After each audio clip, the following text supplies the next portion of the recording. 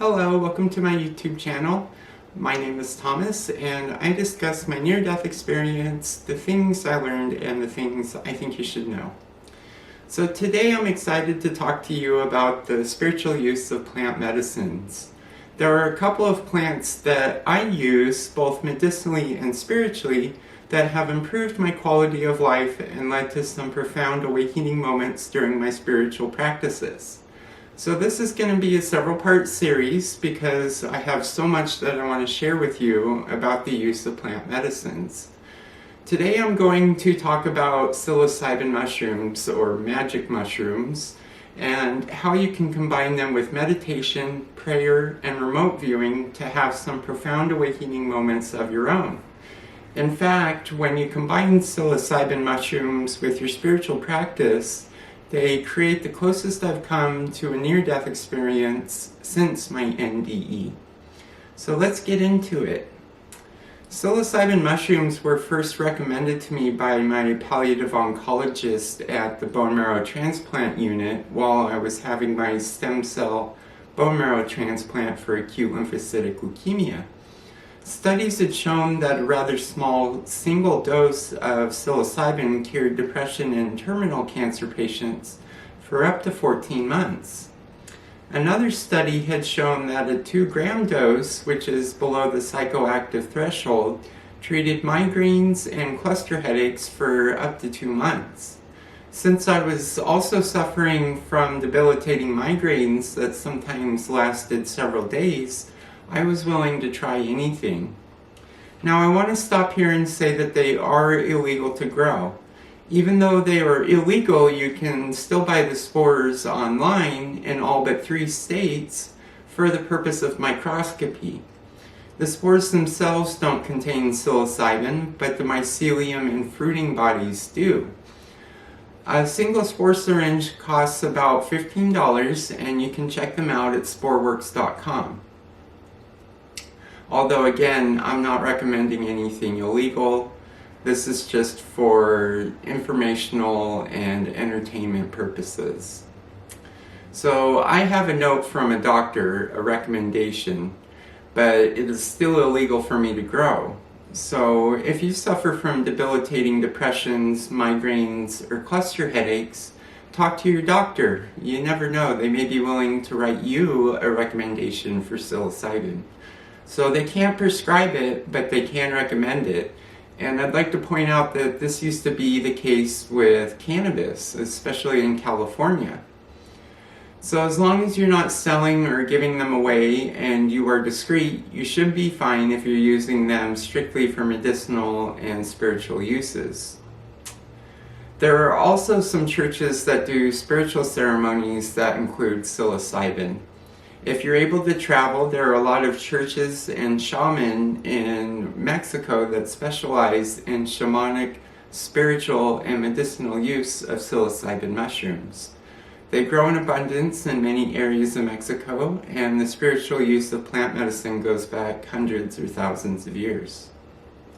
So I want to talk to you a little bit about the history of mycelium mushrooms.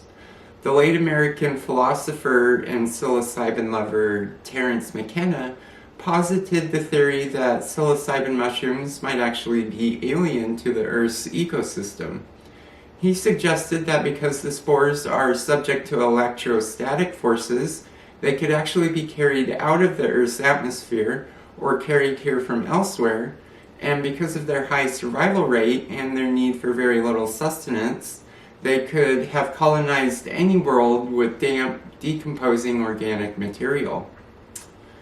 Whether or not spores originated from this planet or not, McKenna's theory about the role of psilocybin mushrooms and how they may have played on early humanity's evolution is truly interesting. McKenna posits that the presence of psilocybin mushrooms and the diet of early man created a number of changes in our evolutionary situation. Consuming even a small amount of psilocybin improves visual acuity, and this means that animals, including man, that had psilocybin in their diets were more successful at hunting which means an increase in food supply, which means more reproductive success, which is the name of the game when it comes to evolution. Paul Stamets, another key figure in the mycology realm, holds the view that mushrooms, both edible and psilocybin, have played an incalculable role in humanity's evolution. He opens his book, Growing Gourmet and Medicinal Mushrooms, with the following. Humanity's use of mushrooms extends back to Paleolithic times. Few people, even anthropologists, comprehend how influential mushrooms have been in affecting the course of human evolution. They have played pivotal roles in ancient Greece, India, and Mesoamerica. True to their beguiling nature, fungi have always elicited deep emotional responses, from adulation from those who understand them, to outright fear by people who do not.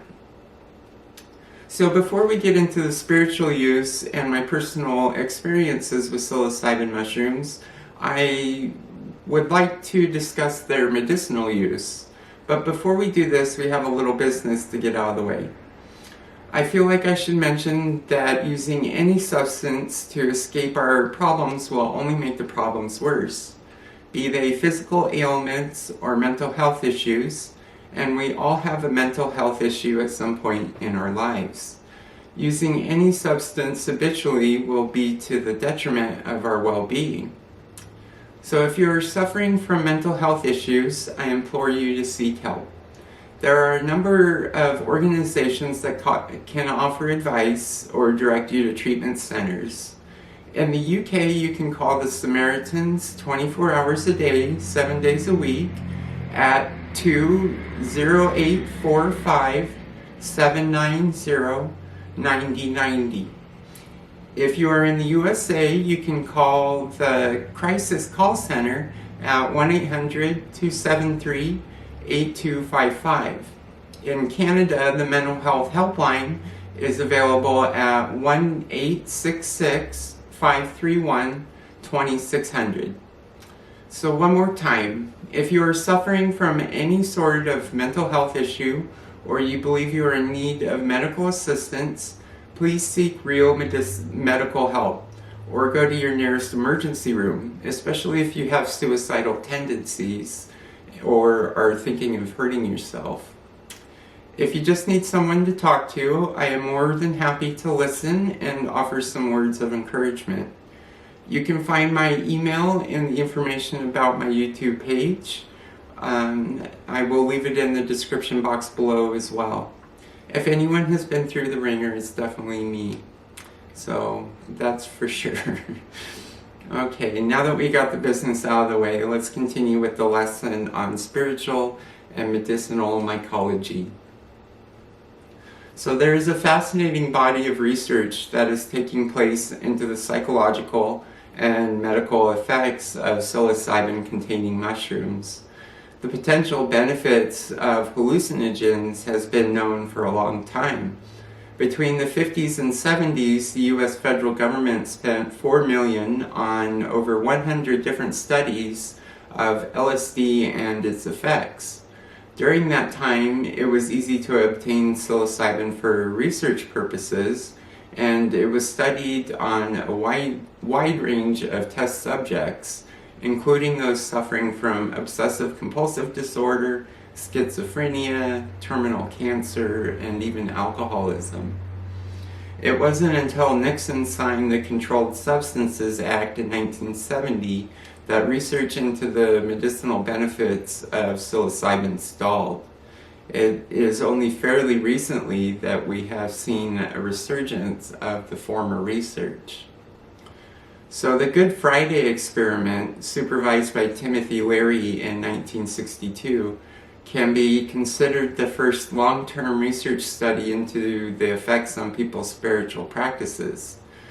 Based on the use of other substances in some cultures, spiritual practices, such as the use of ayahuasca by Amazonian tribal cultures, they reasoned that psilocybin could be used in a religious setting not normally associated with entheogenic use to enhance the spiritual practice.